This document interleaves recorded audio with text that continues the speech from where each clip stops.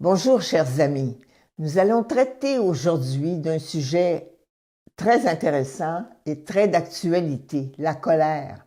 Parce que depuis la pandémie, beaucoup de gens, on a vu qu'il y a eu une recrudescence de colère et de plus en plus violente. Par contre, à un moment donné ou un autre dans notre vie, nous nous mettons tous en colère, mais peu de personnes osent l'admettre. Elles tenteront de se justifier en disant que c'est leur tempérament, ou qu'elles étaient déçues, frustrées, stressées, ou que la situation était injuste. Quoi qu'il en soit, la première impression que nous avons de cette émotion est qu'elle est négative. Mais est-ce vraiment le cas? Un premier élément à ressortir est que la colère est liée à la survie de l'être humain. Elle s'inscrit dans un plus vaste cadre qui s'appelle l'agressivité. Sans agressivité, il serait impossible à l'homme d'assujettir la terre, de dominer sur les poissons, les oiseaux et tous les animaux selon l'ordre de Dieu dans la Genèse. Sur le plan spirituel, Jésus lui-même a dit que c'étaient les violents qui s'emparaient du royaume des cieux. La colère, elle est soit positive ou négative. Dans le fond, c'est une émotion, c'est pas ça qui est important. Ce qui est important, c'est comment on va réagir à la colère. Essayons de comprendre ce qu'elle est. Dans mon livre net, j'expose brièvement le sujet de la colère à la page 56. Premièrement, une définition que j'ai empruntée à Denis Morissette.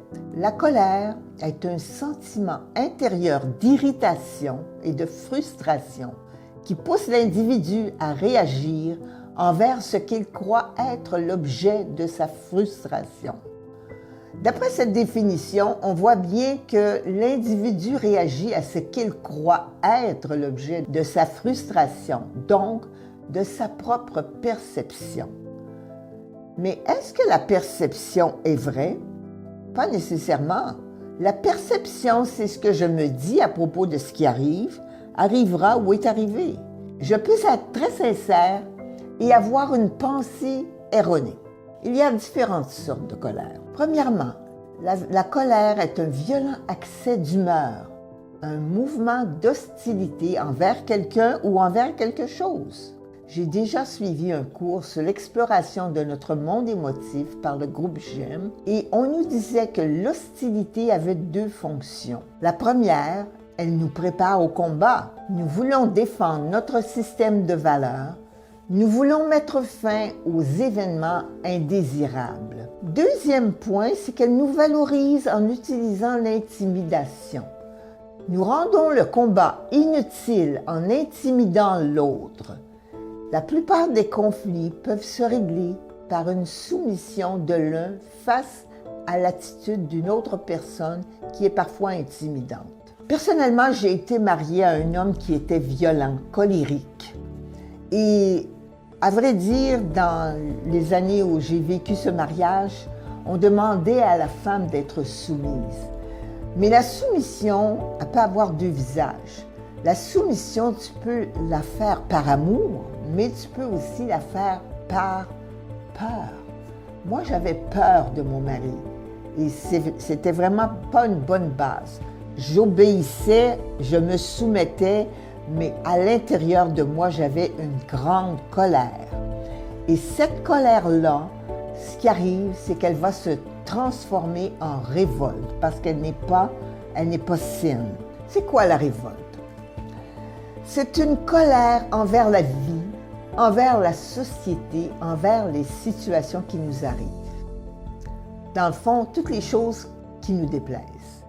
Je veux à tout prix retrouver ma liberté. Vous est-il déjà arrivé de gifler, de briser, de défoncer une porte ou de prononcer des paroles agressantes envers quelqu'un d'autre?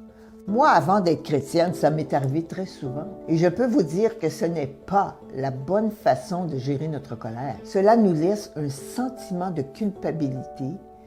Et dans ce cas, la colère est dirigée contre nous-mêmes. Mais d'où vient-elle cette colère? Quand les gens ne font pas ce que je leur dis, par exemple, tu parles à tes enfants, tu leur demandes de faire quelque chose, ils ne le font pas, tu peux te mettre en colère.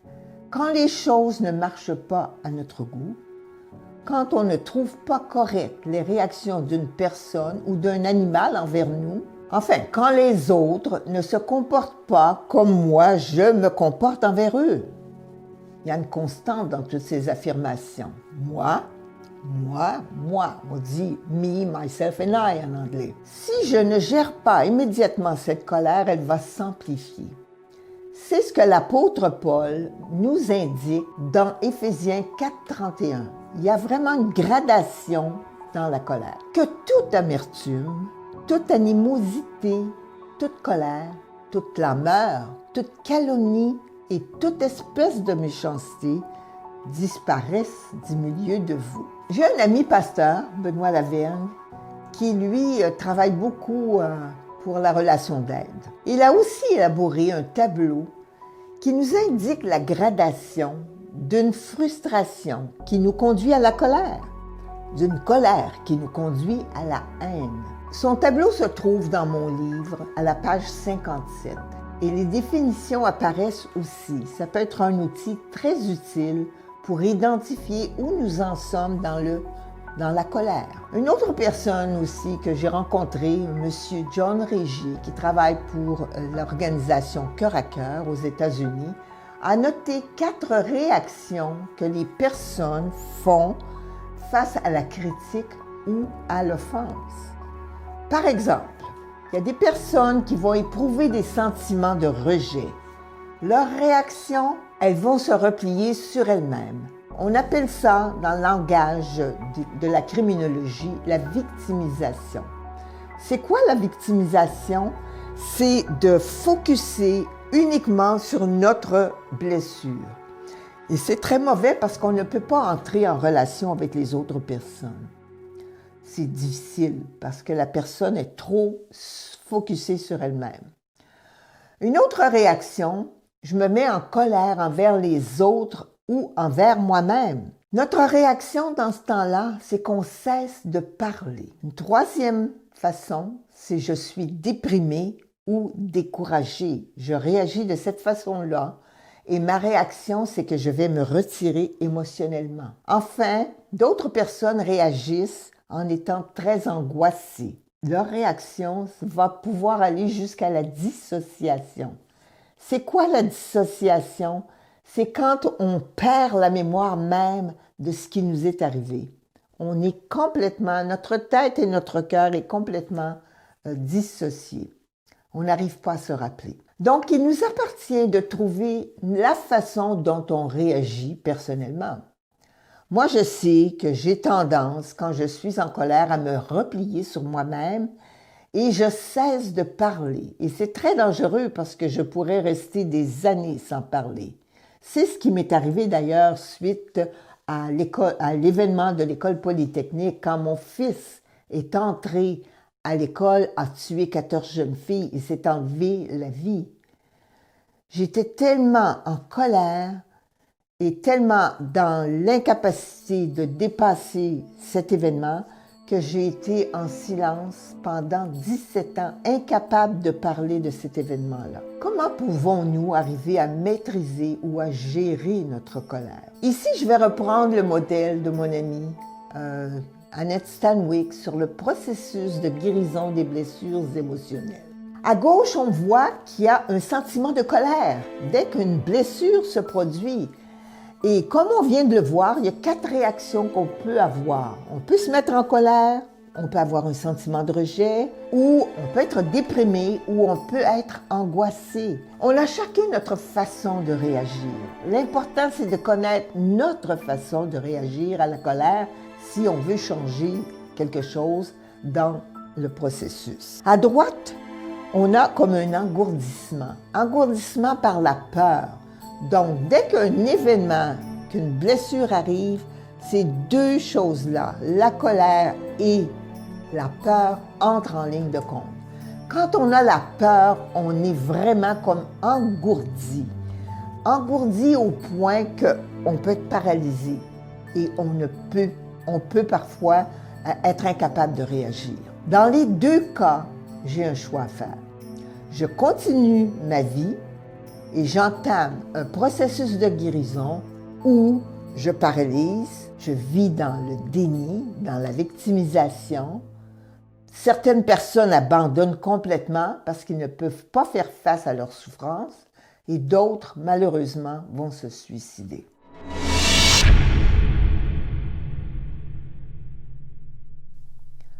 À nous de choisir. J'ai choisi pour ma part d'entamer un processus de guérison et je vous en décris les étapes. Premièrement, il faut identifier les deuils ou les pertes subies par cette blessure. Certaines personnes ont une relation difficile entre époux, des conflits, ou entre parents et enfants. Certains vont subir malheureusement la séparation ou le divorce, ce qui entraîne des blessures profondes. D'autres, c'est le décès d'un proche ou le suicide. D'autres, c'est une perte d'emploi. Certaines personnes, c'est la maladie. Il y a toutes sortes de blessures dans ce bas monde. Alors, il faut vraiment identifier comment je réagis devant cette blessure. Le deuxième point, c'est que j'accepte de vivre ma douleur en réfléchissant aux émotions qui remontent en surface. Il ne faut vraiment pas aller trop vite quand on souffre. Il ne faut pas se laisser guider par les autres qui vont nous dire qu'on a assez pleuré. Non, non, non. Chacun a son rythme et il faut savoir se respecter dans notre rythme et prendre le temps de vivre les émotions qui nous animent à l'intérieur de nous. Un bon moyen que j'ai trouvé personnellement, c'est de regarder à ce qui me reste au lieu de focusser sur ma perte. À un moment donné dans ma vie, j'ai dû faire face au fait que mes enfants étaient morts, mais que moi, j'étais encore en vie. Quand je me réveillais le matin et que j'avais encore le souffle de vie, je me disais, mais je ne peux pas rester sans rien faire. J'avais encore mon intelligence, des capacités physiques. Je pouvais encore être utile à certaines personnes qui souffraient. Et c'est ce qui m'a motivée à produire ces vidéos, par exemple. Un verset m'a particulièrement encouragée en ce sens. Dans 2 Corinthiens 1:3, on peut lire « Béni soit Dieu, le Père de notre Seigneur Jésus-Christ, le Père des miséricordes, le Dieu de toute consolation, qui nous console dans toutes nos afflictions, afin que par la consolation dont nous sommes l'objet de la part de Dieu, nous puissions à notre tour consoler ceux qui se trouvent dans quelque affliction. » Et à vrai dire, depuis quelque temps, depuis la pandémie, alors que je ne peux plus faire de conférences, c'est vraiment ce que je fais. Je me suis joint à un groupe de personnes qui font de l'accompagnement en ligne pour aider des personnes qui écrivent pour recevoir une écoute. On ne fait pas de thérapie, on fait de l'accompagnement. On écoute les gens parce que vous savez, peu de gens veulent écouter les gens qui ont un problème. On dirait qu'on se ferme, on ne veut pas écouter ce genre de nouvelles-là. Par contre, les personnes qui souffrent ont vraiment besoin de parler, de s'exprimer. Donc, c'est un peu le but de ces accompagnements en ligne. Nous écoutons les gens qui racontent leurs problématiques. Suite à ces vidéos aussi, beaucoup de gens m'écrivent sur le courriel que nous avons laissé et finalement, elles me racontent leurs problèmes et je pense que je reçois les confidences qu'elles ne diraient pas à personne d'autre parce que les gens se disent que j'ai souffert, que je suis déjà passée par ce processus-là et c'est comme si elles savaient que j'étais pour les entendre sans les juger. Alors, je vous encourage, si vous avez des problèmes, ça reste entre nous, c'est confidentiel et si je peux vous répondre, je vais le faire simplement dans un but de vous consoler ou de vous encourager. En 3 mots, il suffit de donner au suivant. Cette formule, elle est très connue. Un 3e point, je me confie à une personne qui sait écouter et qui est pleine de compassion. Comme je vous l'ai mentionné tantôt, il y a beaucoup d'organismes qui font ce genre d'écoute. Je sais que, par exemple, il y a des organismes qui écoutent les gens qui veulent se suicider ou qui ont des pensées suicidaires. Il y a de l'écoute pour les personnes en santé mentale. Peut-être qu'il n'y en a pas suffisamment, mais il faut trouver quelqu'un qui peut nous prêter une oreille parce qu'on a besoin de s'exprimer quand on souffre et de ne pas se sentir tout seul. Par contre, avant de se confier à une personne, il faudrait s'assurer que la personne a beaucoup de compassion. Personnellement, moi, dans mon cas, étant donné que je suis chrétienne, mon meilleur confident, c'est le Seigneur Jésus. J'irai voir quelqu'un uniquement après avoir confié mon besoin à mon Créateur. En son temps, le Saint-Esprit dit qu'il nous donnera des paroles de consolation pour quelqu'un. Je dois avoir commencé un processus de guérison avant de donner des conseils aux autres. Je pense que c'est important parce que sinon, on va parler juste avec nos émotions et non pas avec notre esprit. Avez-vous déjà rencontré quelqu'un que vous ne connaissez pas, qui vous a débité toutes ces maladies et tous ces déboires en l'espace de 10 minutes? Habituellement, ces personnes n'ont personne à qui parler.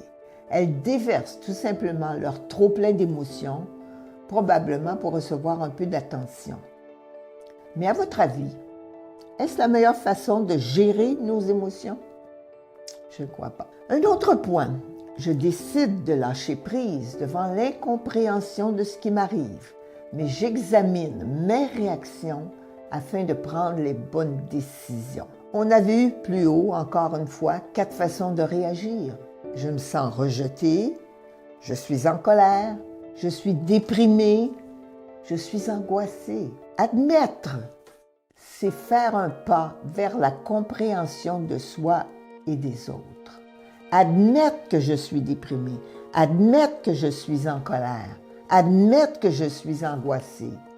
Il n'y a pas de honte à cela, mais il faut le reconnaître parce que si on veut travailler sur la gestion de nos émotions ou de notre colère, il faut reconnaître notre besoin et non notre faiblesse. Donc, admettre, c'est le premier pas vers la guérison. Une fois que j'ai identifié la façon dont je réagis, je pourrais analyser ce qui se passe en moi à chaque fois que je réagis de cette façon.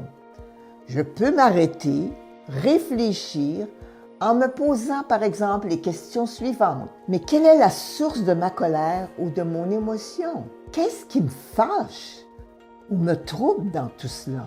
Est-ce que j'ai en main par exemple toutes les données sur la situation ou sur la personne en cause? Est-ce que je saute aux conclusions trop vite?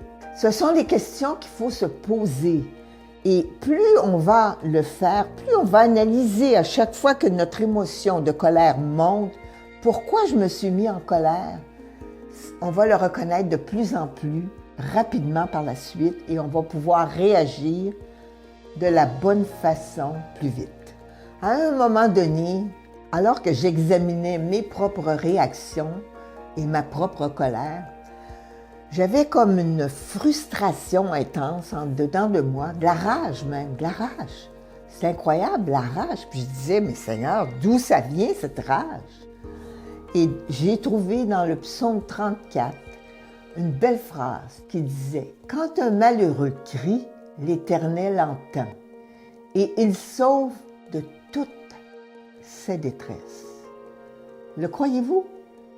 Moi, je l'ai cru. Quand je l'ai cru, j'ai commencé à déposer toute cette rage que j'avais, tous mes fardeaux au pied de la croix, et de croire que Jésus me faisait entrer dans son repos. Mais est-ce qu'il y a un antidote à la colère? Oui, il y en a un vraiment, et c'est le pardon.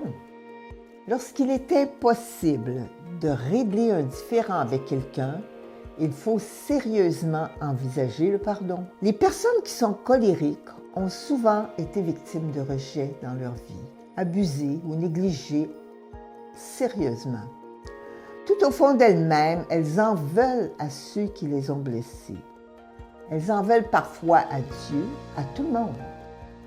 Et souvent, il est impossible pour elles de régler leurs différends pour différentes raisons, dont l'une est le fait que les personnes en cause ne sont pas nécessairement ouvertes à une démarche de réconciliation.